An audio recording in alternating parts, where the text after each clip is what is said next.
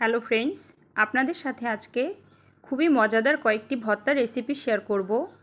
এই প্রচণ্ড গরমে যদি এই ভর্তাগুলা আমরা গরম ভাত কিংবা ঠান্ডা ভাত অথবা পানি দিয়ে ভিজানো পান্তা ভাতের সাথে খাই, সেই স্বাদের বর্ণনা কিন্তু কোনো বাঙালি মুখে বলে বোঝাতে পারে না।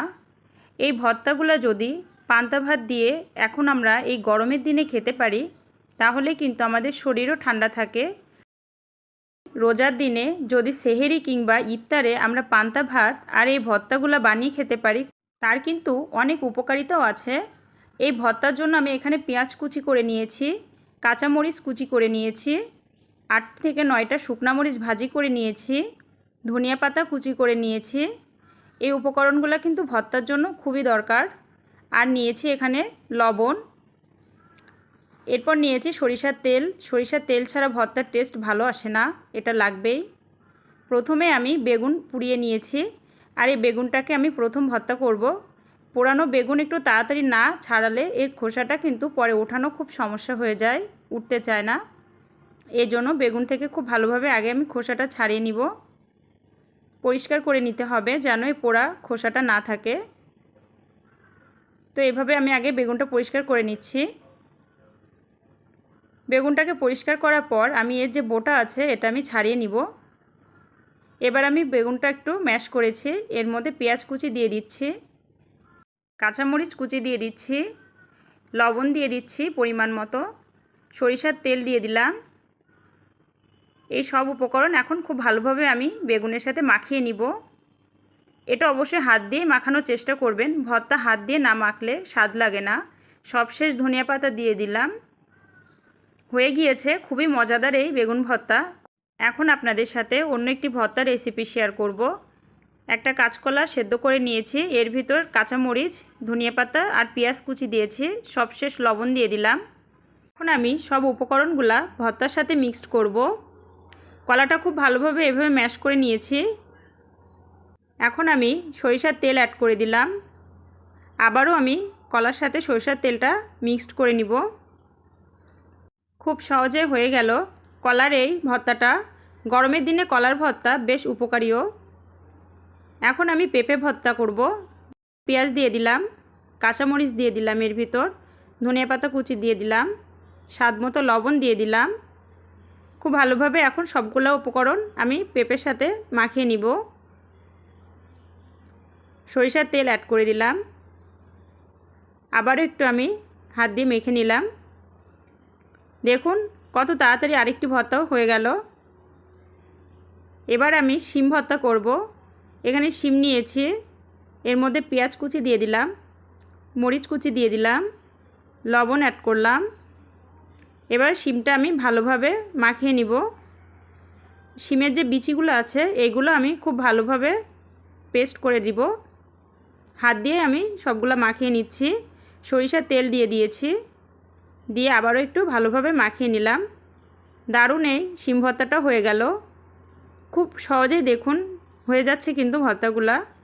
এখন আমি আলু ভর্তা করব। একই উপকরণ দিয়ে শুকনা মরিচ দিয়ে আমি এই ভর্তাটাও করে নিয়েছি। ভর্তার উপকরণগুলো রেডি থাকলে ভর্তা কিন্তু তৈরি করতে খুব কম সময় লাগে।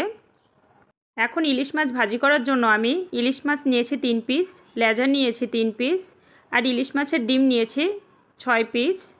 এখন আমি লবণ এবং হলুদ এর উপরে দিয়ে দিলাম।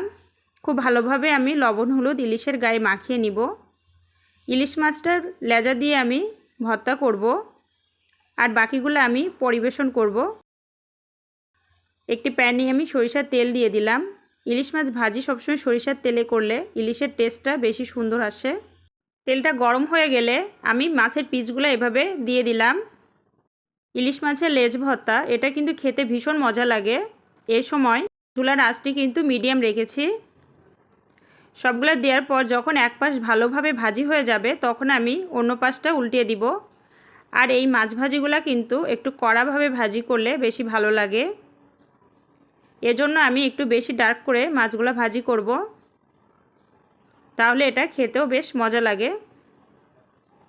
তো এক এক করে মাছগুলো আমি ভাজি করে ফেলেছি, এখন তুলে ফেলবো। মাছগুলো কিন্তু বেশ লালচে করেই ফ্রাই করেছি। এবার আমি যে মাছের লেজাগুলো ছিল সে লেজাটা দিয়ে আলাদাভাবে ভর্তা করব। এজন্য লেজা 3টা আমি আলাদা করে রাখব। তো সব মাছ উঠানোর পর এই লেজাগুলো দিয়ে এখন অন্য একটি পাত্রে আমি ভর্তা করার জন্য রেডি করব। মাছগুলো একটু গরম, এজন্য ছাড়াতে সমস্যা হচ্ছিল। তো এইভাবে আমি ভালোভাবে কাঁটাগুলো ছাড়িয়ে নিব মাছের ভিতর থেকে।